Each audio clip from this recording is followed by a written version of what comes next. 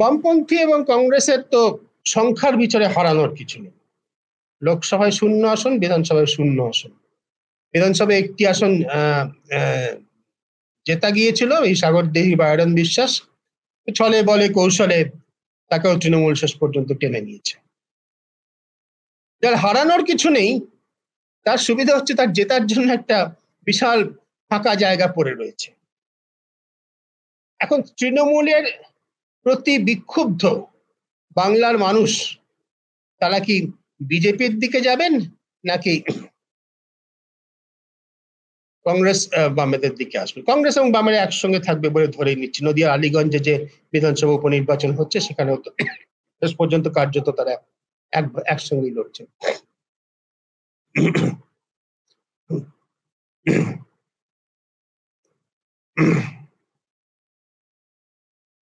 এইটা হচ্ছে একটা ওই তাদের যেহেতু হারানোর কিছু নেই, পুরোপুরি তাদের গেইন করার আছে, লাভ করার আছে, সেহেতু রাজনৈতিকভাবে আমি বলবো তারা যথেষ্ট সুবিধাজনক জায়গায় আছে। ভোটে বিশাল সংখ্যক আসন জিতবেন কিনা জানি না, কিন্তু তাদের ভোটটা এখন যেখানে তলানিতে গেছে সেখান থেকে গেইন করারই আছে। তৃণমূলের প্রতি বিক্ষুব্ধ মানুষ বিজেপির প্রতি ভরসা রাখবেন নাকি বাম কংগ্রেসের?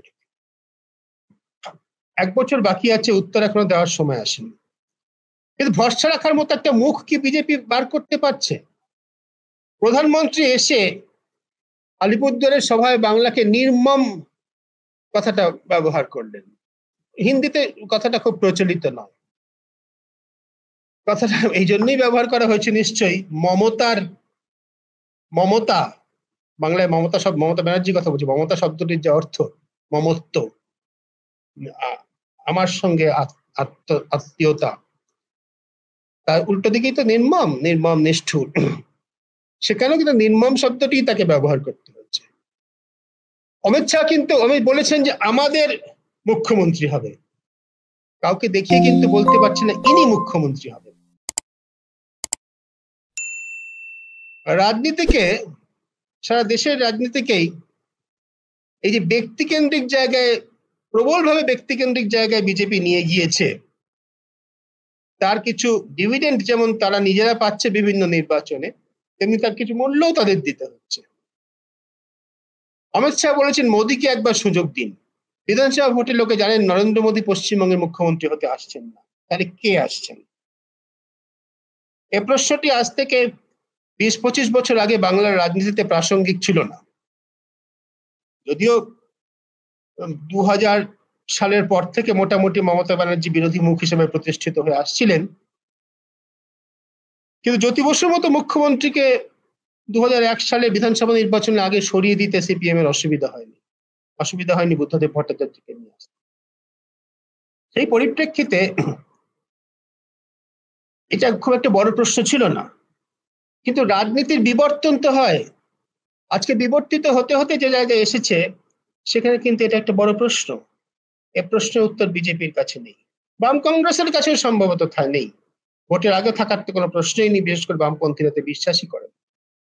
কিন্তু সেখানে তৃণমূল কংগ্রেস এক কদম এগিয়ে থাকবে। বাম কংগ্রেসের যেটা ভোট, সাগরদিঘি উপনির্বাচনে দেখা গিয়েছিল বিজেপিকে 3য় স্থানে ফেলে দিয়ে বাম কংগ্রেস জিতেছিল। সুতরাং তৃণমূল কংগ্রেসকে হারানোর প্রয়োজন যদি মানুষ বোধ করেন এবং যদি মনে করেন সে হারানোর কাজটা বাম কংগ্রেসে প্রার্থী করতে পারবেন, তাহলে নিশ্চয়ই তারা বিজেপিকে ভোট দেবেন। বিজেপিকে ভোট দেবেন না, বাম কংগ্রেস প্রার্থীকেই ভোট দেবেন। আমি বলতে চাইছি ভোটটা হবে তৃণমূলকে জেতানোর অথবা হারানোর জন্য, বিজেপিকে জেতানোর বা হারানোর জন্য নয়। তৃণমূলকে জেতানোর বা হারানোর লক্ষ্যে মানুষ কাকে ভোট দেবেন এ কথা এখন বলার সময় আসেনি, পরিস্থিতি আরো অনেক গড়াবে, আরো অনেক দূর যাবে। কিন্তু বিজেপি তাদের নেতাদের যত প্রস্তুতি, আড়ম্বর, হুঙ্কার ইত্যাদি দেখা যাচ্ছে, বাংলার মাঠে ময়দানে তাদের সেই প্রস্তুতি, সেই শক্তি, সেই পেনিট্রেশন দেখা যাচ্ছে না। বামেরা যদি কিছু তাদের জমি পুনরুদ্ধার করতে পারে, মানুষগুলো এখনো আছেন, বেশিরভাগই আছেন, স্তিমিত হয়ে আছেন, রাজনীতি করছেন না অনেকে। বামেরা যদি তাদের হারানো জমি পুনরুদ্ধার করতে পারে, তাহলে লড়াইটা 26-এ ত্রিপাক্ষিক হতে পারে। আর আমরা জানি যে ভোটের লড়াই যখন যদি ত্রিমুখী হয়, ত্রিপাক্ষিক হয়, তাহলে কিন্তু অনেক অদ্ভুত অদ্ভুত ফলের সম্ভাবনা আছে।